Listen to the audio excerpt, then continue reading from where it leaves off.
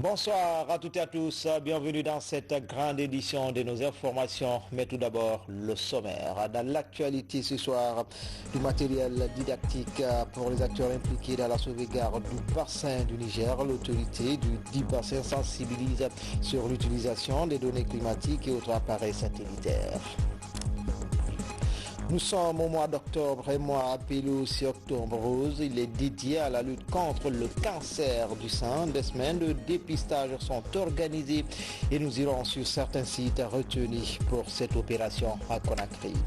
Enfin, le cinéma au service de la lutte contre la migration irrégulière, un film documentaire vient d'être projeté à Conakry. Il est l'œuvre d'une réalisatrice guinéenne qui met en scène le drame lié à ce phénomène qui prend de plus en plus de l'ampleur. Voilà pour le sommaire. Encore une fois, bonsoir à toutes et à tous. Bienvenue dans cette édition.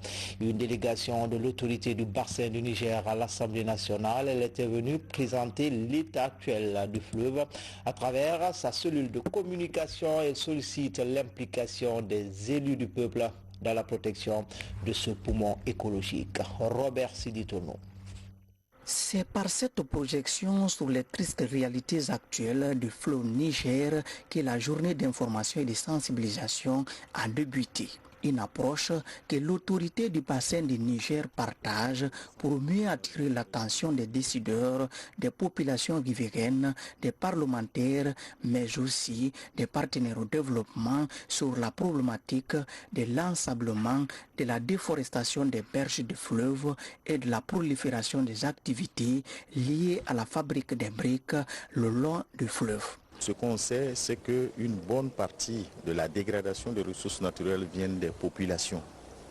Et pour ce faire, les députés qui sont les représentants de ces populations constituent pour nous des acteurs cibles afin qu'ils puissent aussi mettre le dialogue avec leur population pour faire comprendre que ces ressources naturelles sont un patrimoine, c'est vrai, national, dans le cas de Guinée, pour dire que les ressources naturelles de Guinée sont des ressources naturelles qui sont regardées par tous les pays de l'ABN. Parce que ce qui se passe ici, en Guinée, en bon comme en mauvais, a une répercussion sur le terrain. Devant ces enjeux déplorables qui limitent la mise en œuvre des projets d'irrigation et de navigation du fleuve Niger, l'autorité du bassin du Niger entend mettre à contribution les parlementaires pour relever le défi. Et ça me réjouit que les 9 pays qui ont une population de 160 millions d'habitants, leur vie en dépend de ce fleuve.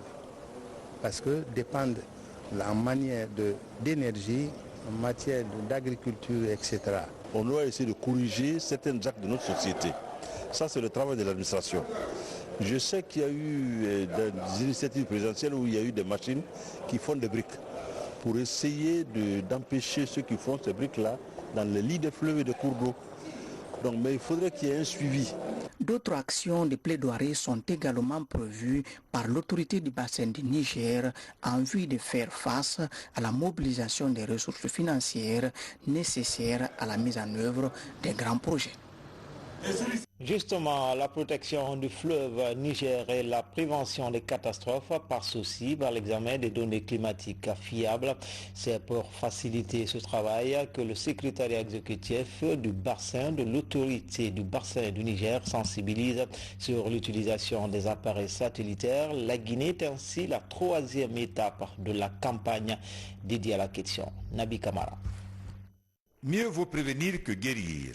Un dicton bien perçu par l'autorité du bassin du Niger. C'est pourquoi, depuis un certain temps, elle sensibilise les décideurs et utilisateurs finaux des produits et informations climatiques dans le bassin.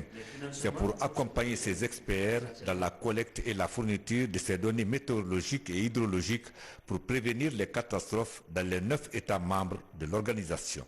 L'utilisation de l'information satellitaire, elle est nouvelle. Au vu de la situation dans le bassin que vous connaissez, il y a le problème de sécurité qui ne permet pas d'avoir accès à un certain nombre de sites. Il y a également un certain nombre, c'est-à-dire les difficultés qu'on a à maintenir ces stations au sol.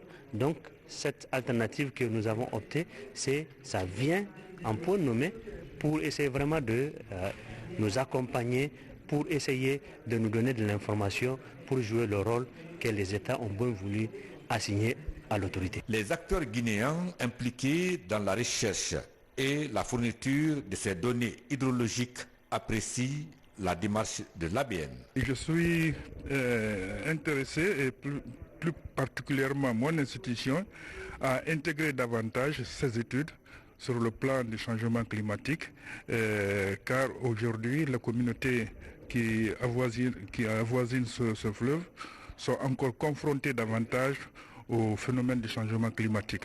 En tant qu'utilisateur des informations climatiques, c'est de nous outiller à mieux apprécier les informations hydrométéorologiques qui sont fournies par les techniciens de la Direction nationale de la météo, de l'hydrologie, de la direction au niveau national, mais aussi de mieux préparer des outils de prévention, des outils de prévision des risques de catastrophes dans le bassin du Niger. Pour mener à bien leurs travaux de recherche, de collecte et de fourniture d'informations climatiques fiables, les acteurs guinéens ont bénéficié d'importants matériels et équipements offerts par l'autorité du bassin du Niger. Les îles sont également menacées par les effets du changement climatique et principalement par l'érosion côtière. Et pour renforcer la résilience des communautés, le reboisement est incontournable. C'est pourquoi le ministère de l'Environnement, à travers la Direction nationale des eaux et forêts, vient de mettre à terre des milliers de plants dans les îles de l'Os. Mamadou Alpha Baldé. Sur les îles de l'Os, l'érosion côtière est un phénomène de plus en plus grandissant. Chaque année, la montée des eaux combinée à la déforestation incontrôlée contribue à réduire la superficie de ces îles, pourtant essentielles à l'équilibre climatique de la presqu'île de Kaloum. Dans la dynamique de l'initiative présidentielle pour le reboisement national, des essences fruitières comme le tamarin sont mises en terre à Kassa. Nous sommes là, comme c'est la fin des pluies, nous sommes venus pour mettre en terre des arbres fruitiers, surtout le tamarin, parce que les arbres fruitiers doivent être arrosés. Nous ne pouvons pas mettre en terre en ce moment à cause de la fin de la saison des pluies les arbres forestiers, mais plutôt les arbres fruitiers qui peuvent, où les populations ont intérêt, ont une grande importance pour l'homme. Ça procure les fruits, les médicaments et surtout joue une fonction écologique, contribue à l'équilibre de la nature. L'opération se poursuivra dans les prochains jours sur les autres îles. Comme partout, le reboisement est confié à des ONG locales. Avec la fin de la saison des pluies, l'arrosage continu des jeunes plants durant la saison sèche est un impératif. C'est nécessaire, l'arrosage ne fera pas défaut là. Donc l'environnement doit tout faire pour bien faire du travail afin que les îles de l'Os soient complètement suivies dans la plantation des arbres. Faites le tour, surtout Fotoba, Rogbane, boum, vous verrez que l'horizon a tout ravagé. D'ici 5 ans, Fotoba n'existera plus, Rome n'existera plus, à plus forte réseau, boum. Si les dispositions ne sont pas prises par l'environnement.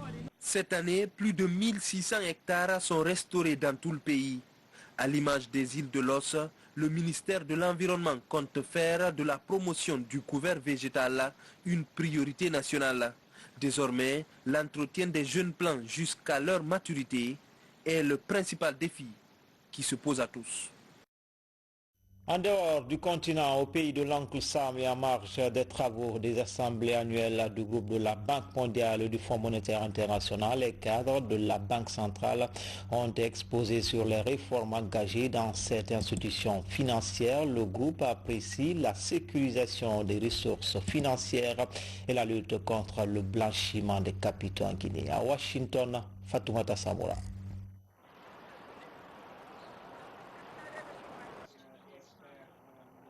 La Guinée s'aligne progressivement sur les normes du Fonds monétaire international en matière de sécurisation des ressources, de gestion des liquidités bancaires et de lutte contre le blanchiment d'argent et du terrorisme. Des performances reconnues au département des finances, au département légal et au département des monnaies et capitaux. Nous avons passé en revue l'évaluation des sauvegardes pour la sécurisation de nos ressources, sécurisation qui porte effectivement sur la manière dont les réserves sont gérées, dont le contrôle interne est organisé, aussi bien pour la gestion des réserves de change que pour les opérations courantes de la Banque centrale. Un dispositif de reporting que la Banque centrale avait mis en place a été passé en revue. Les améliorations que pouvait apporter la mission ont été proposées. Nous avons passé en revue les missions d'assistance technique qui ont été appuyées par ce département. De ces discussions, il ressort la nécessité de maintenir et de renforcer les programmes d'assistance technique du Fonds monétaire international à la Banque centrale de la République de Guinée, une banque en perpétuelle mutation. La nécessité de passer à une supervision basée sur les risques, l'application des principes, l'évolution vers les principes de Bâle 2 et de Bâle 3, ainsi que la mise en place d'un système de résolution et de gestion de crise. Donc ces questions fondamentales ont été abordées et il a été convenu effectivement que le département MCM va continuer à apporter tout l'appui à la Banque centrale de la République de Guinée. Cette année encore, la Banque centrale de la République de Guinée participe activement aux travaux des réunions annuelles du groupe de la Banque mondiale et du Fonds monétaire international. Un exercice qui permet à l'institution d'améliorer son fonctionnement. Espace santé, One Health, une seule santé, c'est la nouvelle approche que la Guinée expérimente depuis quelques années en ligne de mire, éradiquer les maladies à potentiel épidémiologique. Les techniciens des départements concernés se sont retrouvés autour de la question à Kindia. Ils ont évalué les progrès et les défis du premier semestre 2019. Samara Tono.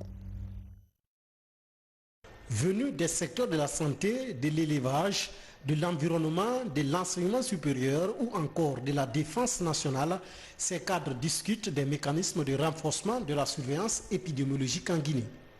Une première depuis 6 ans, la revue du premier semestre des activités de la surveillance de 2019 a pour principale innovation l'approche One Health ou une seule santé.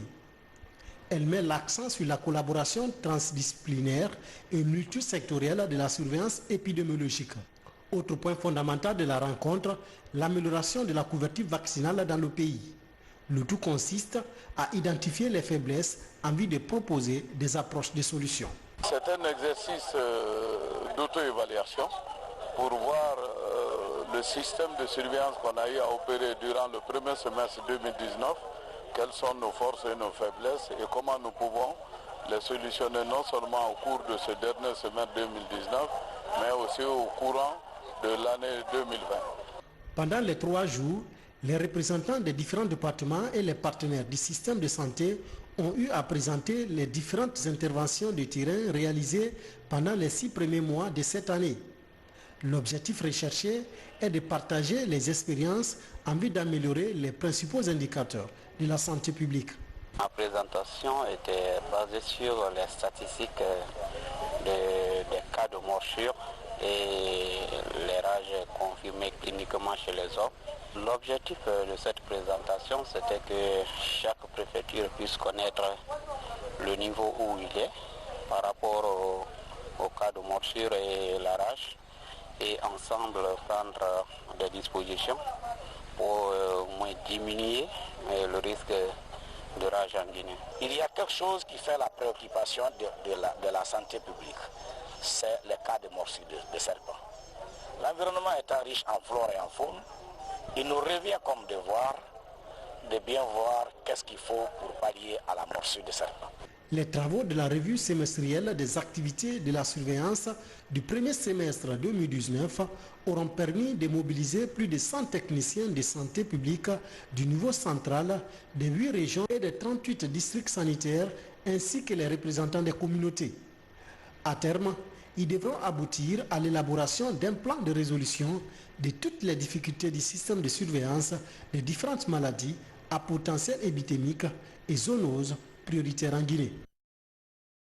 Dans l'actualité également, le mois d'octobre est aussi appelé Octobre Rose. C'est un mois dédié à la lutte contre le cancer du sein. L'association guinéenne de lutte contre le cancer en profite pour organiser des semaines de dépistage et de traitement gratuit dans la région de Conakry. 2 sites sont identifiés et près de 500 femmes sont déjà consultées. On fait le point tout de suite avec Adia Toubari. C'est l'un des sites de dépistage du cancer du sein et du col de l'utérus. Peu à peu, des volontaires rallient la polyclinique Médissar pour bénéficier de dépistage gratuit. L'exercice commence par le consuling pour obtenir le carnet de dépistage. Puis, elles se font consulter une à une par ces spécialistes. On fait la palpation des seins à la recherche d'une boule au niveau de l'utérus cutané du sein, puis on voit s'il n'y a pas un écoulement anormal. J'ai fait la visite aujourd'hui. Heureusement, je ne suis pas infectée d'abord pour le cancer ou l'autre infection. Dans les différentes cabines de consultation, de la logistique de diagnostic moderne est installée. Il s'agit de l'échographe portable destiné à la recherche de toute anomalie au niveau des seins. L'autre moyen de dépistage moderne est la colposcopie. Elle permet de montrer les plus petites lésions précancéreuses du col de l'utérus. Alors lorsque on voit que la lésion est douteuse et que ce n'est pas bien vu, en ce moment on fait recours à la colposcopie qui permet un fort grossissement de la lésion. Donc ça permet de multiplier la vision par 5 et de mieux identifier pour pouvoir faire un prélèvement qu'on appelle la biopsie. Pour l'instant, elles sont 500 femmes volontaires à se faire consulter pour le cancer du sein et du col de l'utérus. Parmi elles, une vingtaine est dépistée avec des lésions précancéreuses du col de l'utérus. Chez ces patientes, le traitement est immédiat et surtout gratuit grâce à cet appareil. Le thermocoagulateur, on y applique une sonde, c'est une plaque chauffante qui permet de coaguler la lésion sur une profondeur donnée du col et ensuite ça permet de traiter la lésion précancéreuse du col de l'utérus en un temps. Selon le registre national du cancer, le taux d'incidence des cancers du sein et du col de l'utérus est de 35%. Face à la situation sociopolitique que traverse notre pays, le barreau de Guinée appelle au dialogue. Dans une déclaration rendue publique cette semaine, le bâtonnier Djibril Kouyaté condamne les cas de mort et invite les acteurs politiques à la retenue. Maître Djibril Kouyaté est au micro de notre reporter Tcherno Younoussaba. Eu égard à la situation sociopolitique actuelle et face à la recrudescence de la violence, le barreau de Guinée, sous la présidence du bâtonnier de l'ordre des avocats, s'est réuni ce jour 18 octobre 2019 pour rappeler ce qui suit. Le barreau de Guinée exprime ses vives préoccupations et inquiétudes face au déclenchement infernal et inacceptable de violence dans un pays dont les équilibres politiques et communautaires fragiles et précaires ont plus de besoin d'être préservés et mis à l'abri de toute velléité.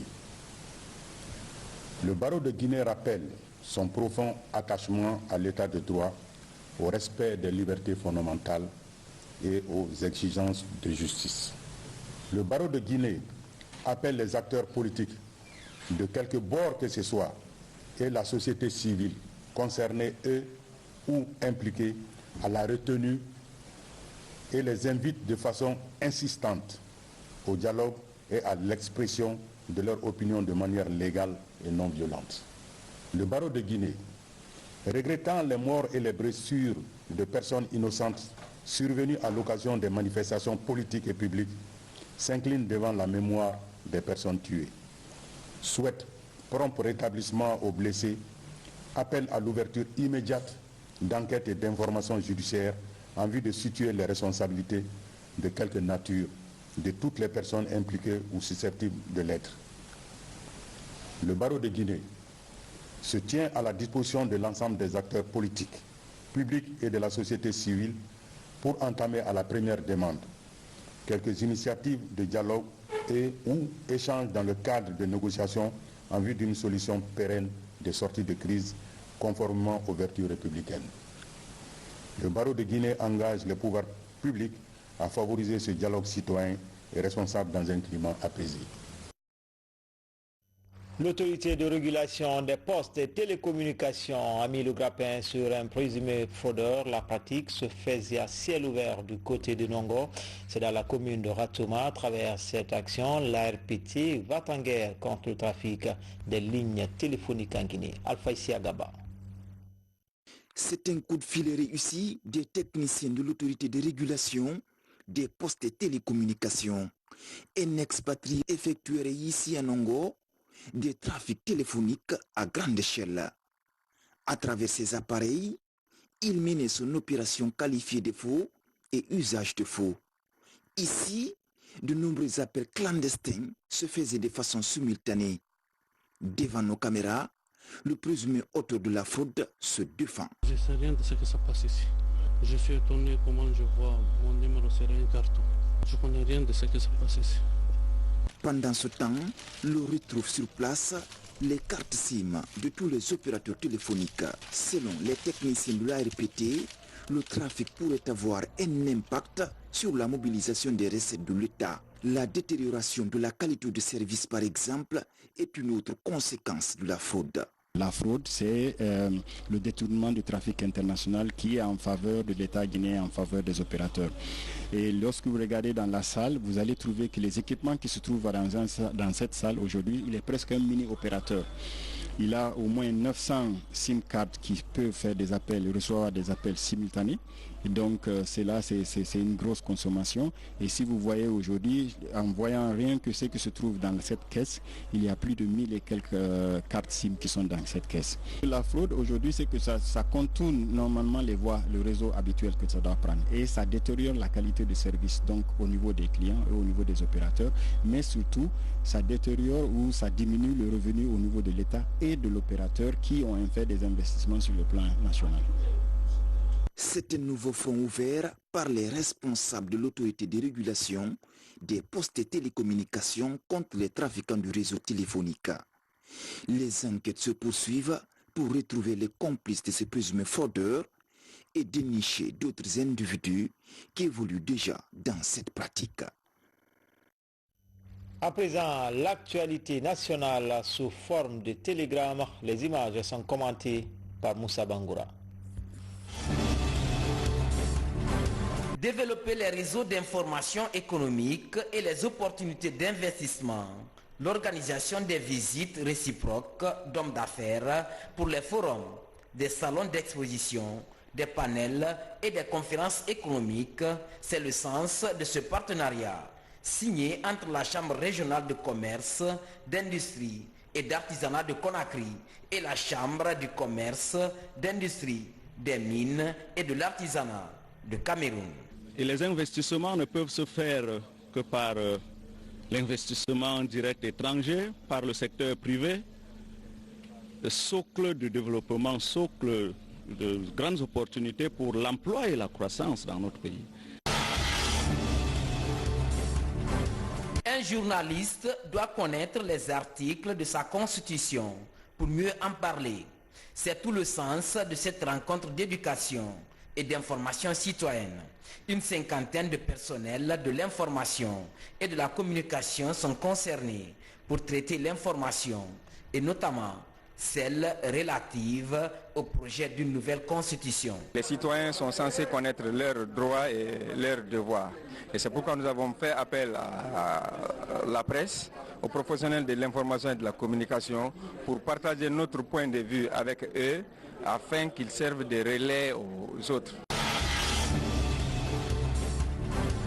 Attachés aux idéaux du chef de l'État, militants et groupes de soutien se mobilisent pour appeler l'ensemble des Guinéens à œuvrer en faveur du renforcement du tissu social, Au siège du RPG Arc-en-Ciel, ils ont réaffirmé une fois encore leur détermination à resserrer les rangs derrière le professeur Alpha Condé dans la paix et la quiétude sociale. Nous invitons tous les citoyens à vaquer à leurs activités quotidiennes.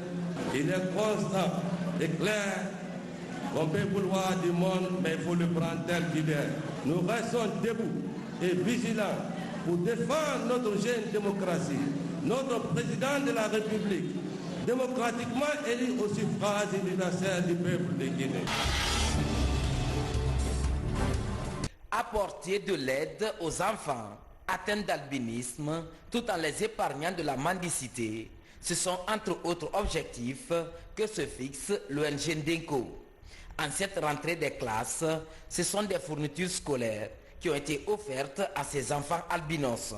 Ces kits sont composés de cahiers, de sacs, de tenues scolaires, des boîtes mathématicales et autres matériels didactiques. Le don est de Bébé Simakan, fondatrice de l'ONG Ndenko, résidente à Paris. Nous sommes là aujourd'hui, c'est pour remettre les fournitures scolaires aux enfants albinos dont on a inscrit dans les écoles pour qu'ils quittent les rues. On ne veut plus que les enfants albinos commandent.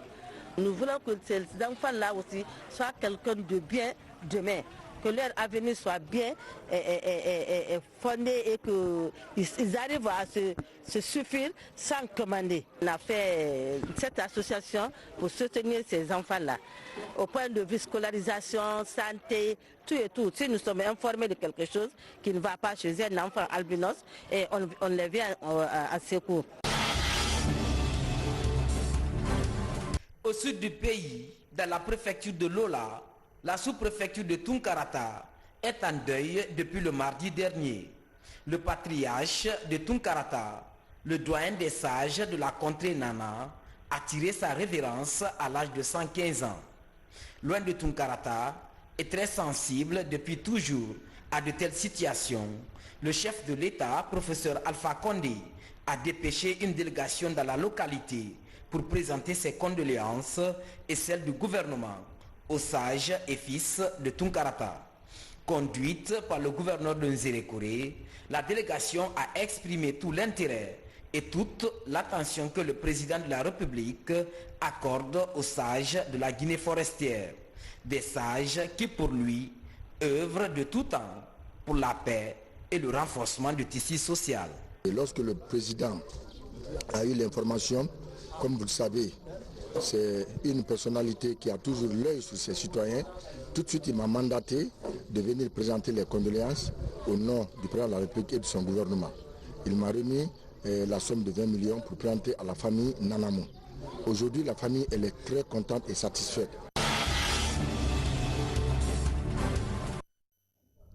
Le cinéma au service de la lutte contre la migration clandestine, le film documentaire de V, c'est-à-dire Le Chemin, vient d'être projeté à Conakry. Il s'agit d'une fiction qui met en scène le drame que risquent de nombreux jeunes en quête d'illusion. C'est un chef-d'œuvre d'Isabelle Loa, une jeune réalisatrice guinéenne. À l'avant-première avec Diamo Kaba. La lutte contre la migration illégale inspire le 7e art guinéen. Le film qui participe à renforcer la campagne de sensibilisation est projeté auprès des jeunes. Voué, Le Chemin révèle les pièges et risques de la migration irrégulière en partant de la Guinée. Le long métrage relate un drame de fiction d'un jeune diplômé en gestion en quête d'Eldorado hypothétique. Malik tient le rôle principal qui décide de rester au pays pour entreprendre.